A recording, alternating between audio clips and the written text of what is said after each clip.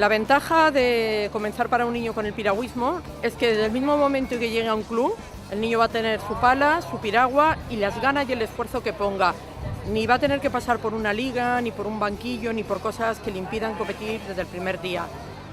Nosotros pensamos que esto es una de nuestras grandes ventajas. Desde el primer día, además, al no haber divisiones, estará mezclado pues, con sus palistas senior, lo mismo puede compartir vestuario con un palista que sea campeón del mundo que con uno que esté preparando el europeo.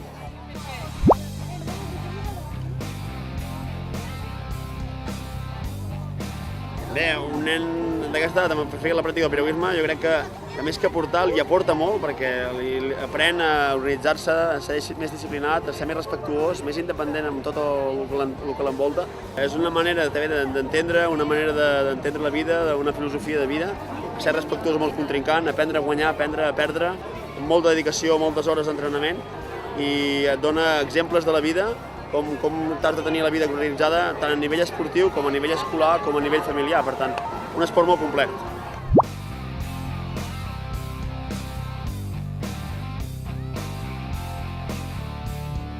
És un esport que bé, el vaig practicar i em va agradar molt.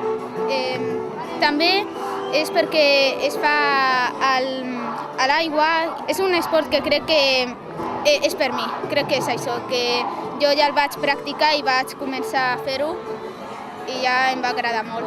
He fet molts amics des que estic a piragüisme i també m'he trobat amb molta gent que no coneixia, amb gent d'altres països i crec que m'ha agradat molt, que ha sigut una experiència molt agradable per a la meva vida.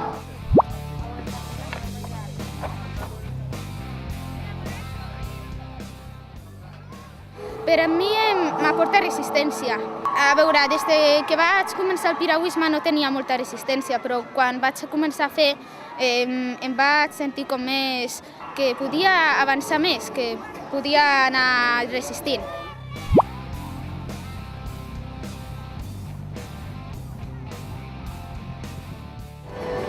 A mi m'agrada el piragüisme perquè és un esport molt bàsic, d'aigua, divertit, i entre companys, bàsicament, i fem diverses carreres d'entrenament, i quan acabem parlem molt, som molt amics.